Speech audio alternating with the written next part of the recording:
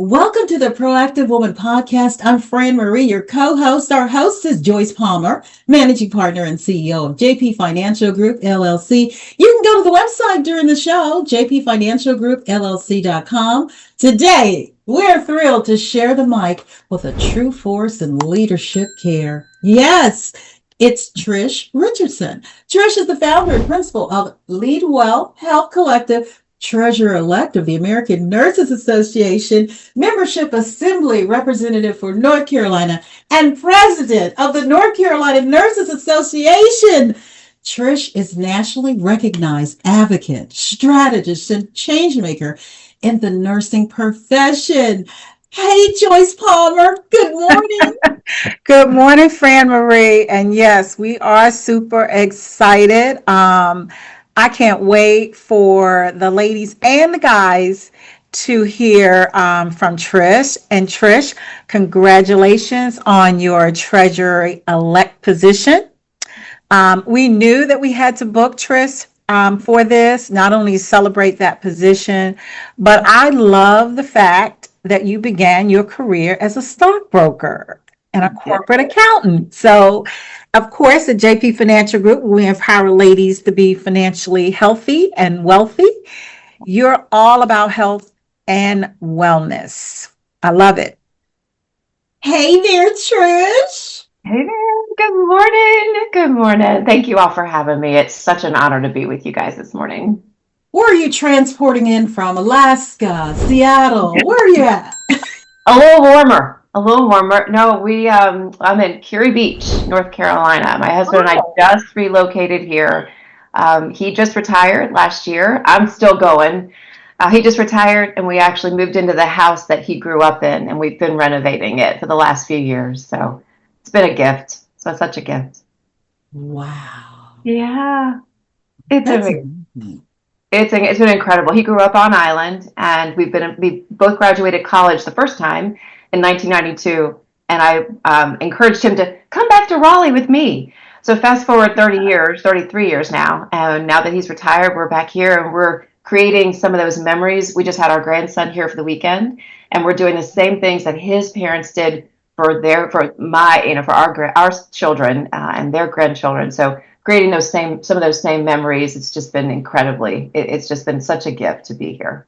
It sounds like legacy, and that's what I Yeah. think the tie-in with you and Joyce is. Joyce helps women, men are our allies too, Yes. Yes. build legacies. Yeah. Yeah, we do. We do. We help ladies, and like I said, men too, kind of focus on financial legacy and just empowering them to be proactive when it comes to embracing the financial picture and the next chapter, what it's all about. And that's why, Trish, what you're doing is amazing. So first, Trish is currently a clinical instructor at the Colleges of Nursing at East Carolina University and the Medical University of South Carolina, and will be completing her Doctor of Nursing practice at ECU next year in 2026. Congratulations on that. And I think, like I said, is that when I think about nurses and professionals, we are so proud. We have over 100 medical professional and nurses that we have literally helped navigate through retirement. And so they're in the process now of enjoying their next chapter. And then there are a ton of nurse clients that we have that are still in the mix, still in that work mode. Yep. I love it. I love that Trish is working with students because we yeah. definitely have to promote Oh the yeah. Nurses Association, the North Carolina Nurses Association. You can be a member. You can. And it's such an honor to go out and to be the 56th president of NCNA. And speaking with the students was actually part of my platform when I ran for president. Like that, I want to go out to every community college, university, a college setting and speak directly to the students. And I put a lot of miles on my little car and travel in the state. But I'll tell you what, it has been such an honor. I've gone to keynotes, oath ceremonies, pinning ceremonies, white coat ceremonies, and the pre-licensure. They're getting ready to get into their first clinicals. And right when they finish and they're ready to they're literally getting their pins. And we can talk about that. That's a whole other conversation. It's a huge moment in the life of a nurse. But just speaking to them about being a member as a student, it's free.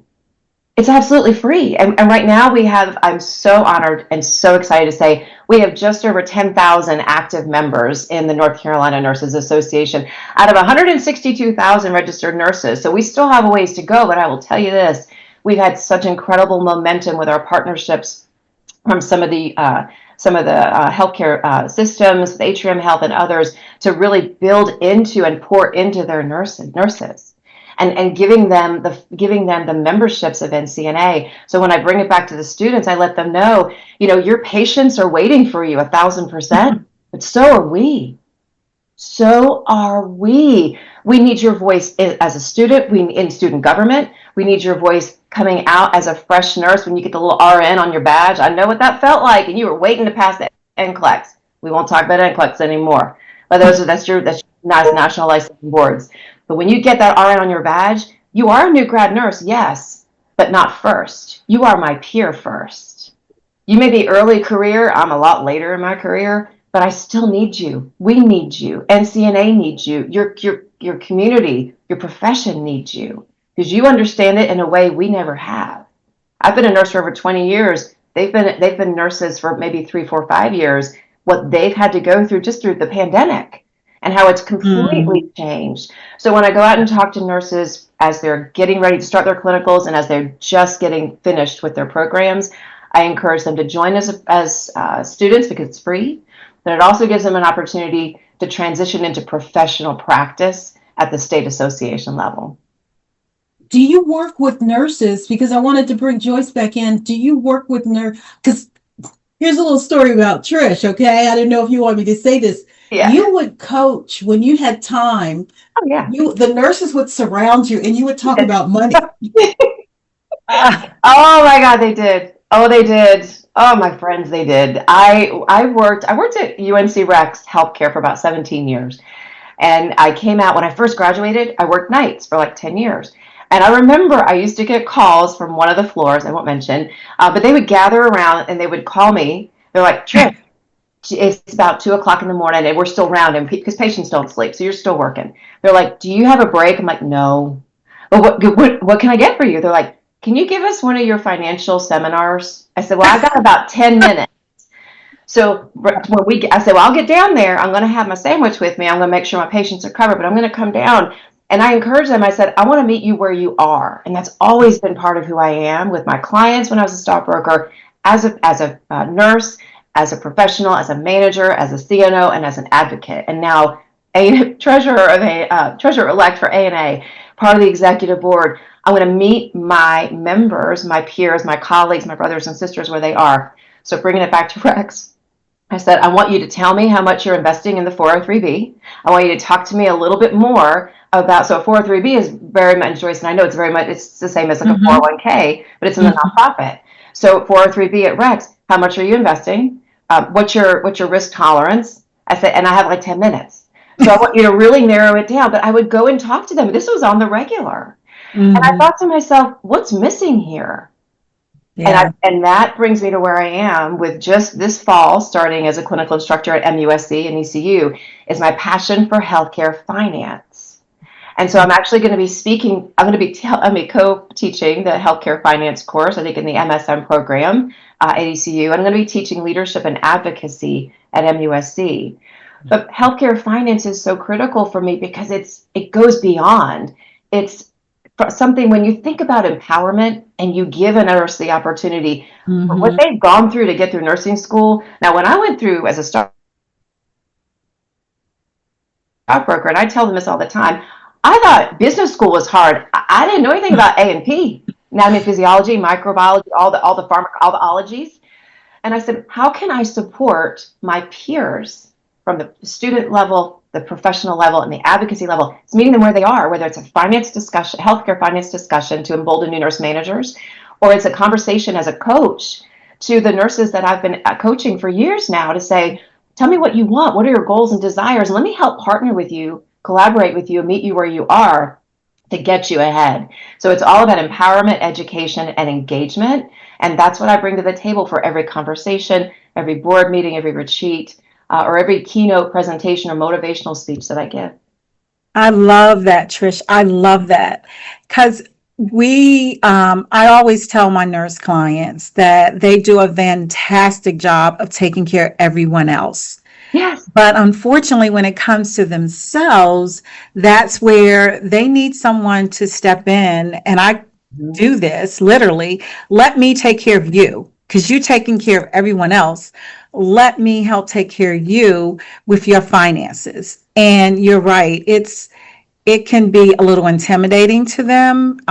It could be scary. So a lot of times it's really about sitting down and just literally having that conversation with them about how do we start? How do we start with cash flow? How do we make sure that you understand what you can invest in at your 401ks? And do you have a pension? What is a pension? So when I hear that, I'm like tickle pink because my nurse clients right now listening, and they're probably like, yeah, that's what we need. We need, because we do that. We do some fun, interactive workshops just for our nurses and medical professionals because making it fun and engaging helps take away that, intimidation part of the finances. But what do you say and what type of advice do you give to nurses that are what I call phasing out? They're going toward retirement. And I find this a lot. Some of them want to retain their certifications and they want to retire, but they don't want to stop completely. They want to reinvent themselves maybe in the next chapter, continuing to do something in the nursing field. Maybe it's home health care for a family member or something like that. But once a nurse, always a nurse. Yes. So they figure, okay, how can I extend that after I retire and still, maybe have a side hustle or something that. Oh, yeah. No, that's perfect. I love that. The side hustle is becoming a primary in a lot of nurses' lives. I've talked to so many that said, I never knew I could do something like this. Mm-hmm. I never knew that I could, I've just started my own business. I've been a coach and a mentor and an advisor and a speaker for years. And people have been asking me, when are you starting your business? I'm like, I don't know. I guess I need to literally get an LLC together, and we're doing that right now. Mm-hmm. And I've talked to people I've been coaching for years. They're like, well, why haven't you been doing this? But and to your point, Joyce, sometimes they don't see themselves in that way. And I've coached so many nurses over the years, and I'll take it to what you were saying about nurses who are transitioning, or they call us, because I'm one of them now, seasoned nurses. Well, I don't consider myself seasoned. I consider myself a nurse first and a servant leader. And that's exactly who God has created me to be. Whether I was serving my patients as their advisor, my clients as their financial advisor, and giving them their financial plan and sitting with them at their kitchen table, at the coffee table, whatever table, with the kids running around, meeting them where they are. And I took the same approach to meet my patients where they are, to develop their care plans, like a financial plan to a care plan. And I'm doing the same thing as a coach. So thinking about nurses who are, don't want to be at the bedside. No, I'll say it that way. They've spent their days and their years at the bedside, right? They're just looking at other opportunities. I go back to the pandemic. What has that meant to nursing? So the nurses I've talked to, an example, a nurse has not been, I've been a nurse for several years. And she said, well, I really want to do something new, but I don't know what it needs to be. I'm like, well, I don't know that I can tell you what it needs to be, but if you share your goals, let me partner with you, and we can together determine what your next steps are going to be. I'm not going to make it for you. We need to design it in a way that resonates with you and for you, so that you can be all you want to be and still give back to your community. And in some ways, it's becoming an educator. Some of them go into academia, which is what I'm doing now. And not only am I on my DNP journey, this is my kids' laugh. This is my 5th degree, college degree. They're like, "Are you done?" I'm like, "Yes, the DNP terminal degree. I'm done." But when I talk to nurses and I said, what resonates within you? What stirs your soul? And they said, I just want to be around people. I want to continue to give. So that may mean becoming part of a community of faith, faith nursing within faith Mm-hmm. council at NCNA. But in other ways, it could be maybe going back as a part-time instructor at a Mm. university or community college, maybe at their alma mater, because I'm going to be teaching at my alma mater, ECU. And some others have said, well, maybe I could get into this. What's this whole thing about infusion therapy and hydration therapy and these clinics? Mm. Like, well, Yep. what does that say to you? What are the goals you're looking? So it always comes back to meeting them where they are, and helping them to identify for themselves, not what I see, but what they see, and make it actionable. That's the most important thing, is to celebrate, engage, and empower, and help them to identify for themselves they can and will do this, and they will be successful, committing Mm. to the steps that we come with together, making their end game become the primary next phase, for making it the next phase for them, helping Right. them to achieve what their goals are, beginning, middle, and end of their career. Because as nurses, we joke all the time, as nurses, we don't retire. We don't Right. stop talking, we don't stop advocating, we don't stop caring for people. Yep. So people have said, you could be an instructor, you could be 85 years old and still be an instructor. You could be 90 years old and be a part of a community of faith and giving back through volunteer service. You're Mm-hmm. still serving others. You're still nurturing that inner spirit, that soul. So it's meeting them where they are, whatever phase they are in their career, and helping them to make it actionable to realize those goals. Yeah. Love it. Wow, this is a good time to reintroduce folks. Welcome to the Proactive Podcast. I'm Fran Marie, your co-host. We have our host, Joyce Palmer, our managing partner and CEO of JP Financial Group, LLC. You can go to jpfinancialgroup.llc.com. We love for you to follow, share, comment, subscribe. And Trish Richardson, our amazing president of the North Carolina Nurses Association, among other beautiful things. Yeah. Trish, what is a website or a handle? Do you want to get social with us? What's your social so we can follow you too? I'll give you my social. No, I love it. Such a gift. I wish we had more time. So my company, we are at leadwellhealthcollective.com. You can reach out to me at Trish at leadwellhealthcollective.com. You could always reach out to me as well through NCNA. I'm also I have a new ANA email as well, but I'll leave that there. I don't want to, well, let me just go ahead and give you that too. So it's patricia.richardson at ana.org. And NCNA, I'll be NCNA president for about another month, and then I'll be handing the torch over to Bonnie Meadows, who is also an advanced practice registered nurse. She's a CNS. She's going to be our 57th president of NCNA, and I could not be more excited for her. She's a tremendous force, a spirit, and just a beautiful soul with such a passion for nursing. So I can't wait to see what all she does as President Bonnie Meadows coming up next month. She'll be kicking off this next month. So Well, I'm so thankful for the time with you this morning. well, time is flying, so I'll be the first to say Merry Christmas, Happy New Year, right? And as you and Joyce know, money doesn't sleep. No, Right. It no, does not. Nor do nurses. no, we don't. We don't. People joke all the time and say, well, when you work on nights, don't you sleep? I'm like, that's funny. That's No. funny because patients are still, we still, and I call it the dark side. People always talk about the dark side of that is the nighttime shift.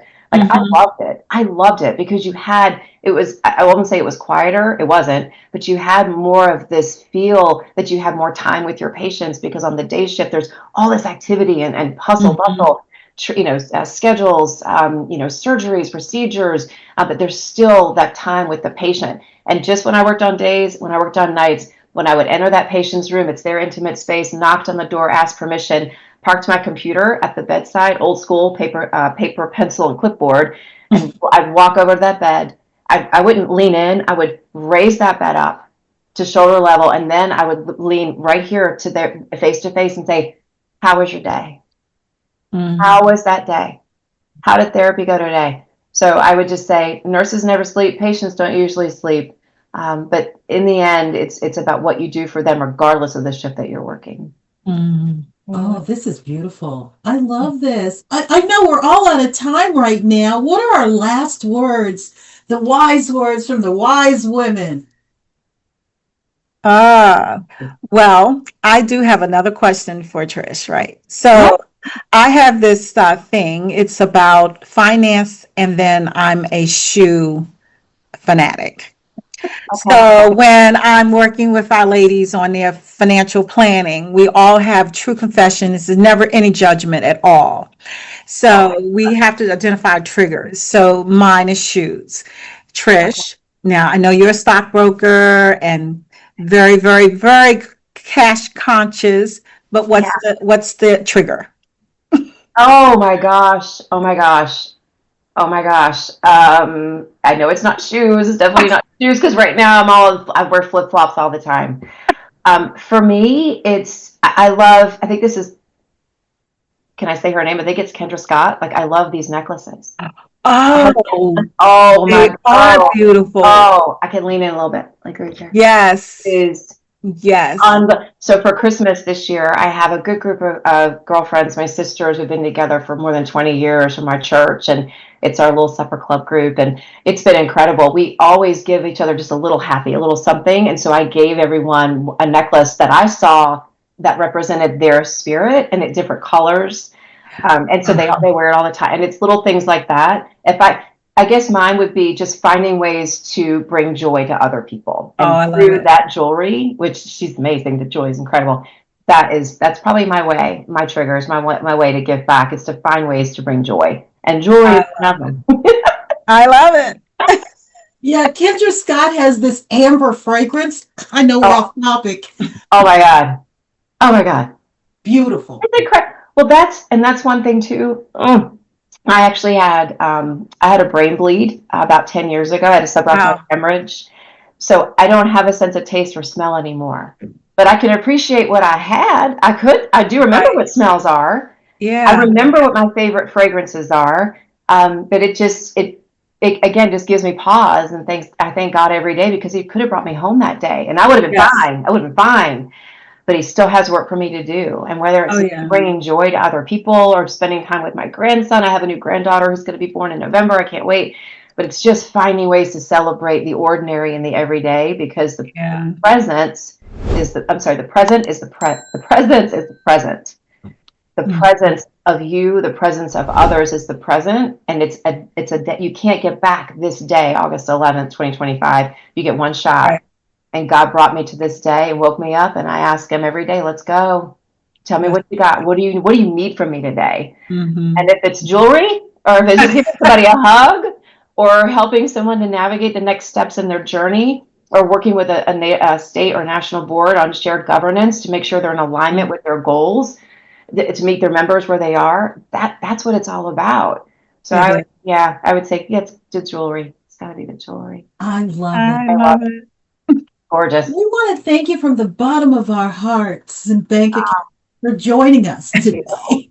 Thank you. This has been such an honor. I really appreciate. Thank you for reaching out and wanting to do this. It's been, and I appreciate the time together this morning. This has been such a joy. And thank you, Joyce, for all you're doing for nursing. Thank you Yes. for showing up for us and for Yes. taking time out of the work that you do every day to Mhm. advocate and to have an engagement center and a booth at different events to support nursing Mhm. in the ways that you Mhm. have because Mhm. your presence is a present to all of us and empowering all of us to be Yeah. financially savvy, independent, and more knowledgeable and being able to direct what our futures are going to look like. So I really Exactly. appreciate that. Well, thank you. We thank you, Trish. This Yeah. has been a delight. Thank you. This has been so good. Fran, thank you. I have loved getting to know you these last couple months. You have an incredible amount of energy, both of you do. And Oh, yeah. She has more energy, Trish. Enough for all three of us. I love it. I absolutely I love just I just love this way of, and hey to Chris for it. introducing us. Yes. Oh, yeah. Thank you, Chris. I love it. Chris is a rock star. He's He incredible. really he doesn't miss a beat. No. Our entire NCNA staff team with our CEO Tina Gordon and other, I can't thank them enough for all that they do because they show up every day and do everything they can to bring and raise the awareness of advocacy and the awareness of the needs of nursing and advancing nursing forward in every way and every day and every meeting, every presence because they speak us up in rooms that we're not present in. And they Mhm. advocate for us in ways that we may not ever know. But the effect of their presence in our lives is transformational. So I'm thankful for all of the work that our team does at the NCNA staff family. Is just, I call them all the time. I call it, we're the hashtag NCNA fam, because we're all one big family. Mhm. We don't, I always tell nurses and others, like, you don't have to have a title to be a leader. You just need to be present, use your voice and advocate. And that's what they do every day for all of us. So I can't thank them enough. But yeah, Chris Copperthwaite is incredible. He's a rock star. Well, thank everyone. I thank everyone. We thank you today for joining us, listening. Maybe you're watching. We'd love for you to subscribe. Proactive Women Podcast. Yeah. It's Joyce Palmer, our host, managing partner, and CEO of JP Financial Group LLC. And we had a guest today. We're so excited. Now, Trish, maybe possibly think about us coming back on the show, because Yeah. you are a force to be reckoned with. Oh, I would love it. I would love it. I will take every invitation. Consider it open. Anytime you have a spot, I'm here.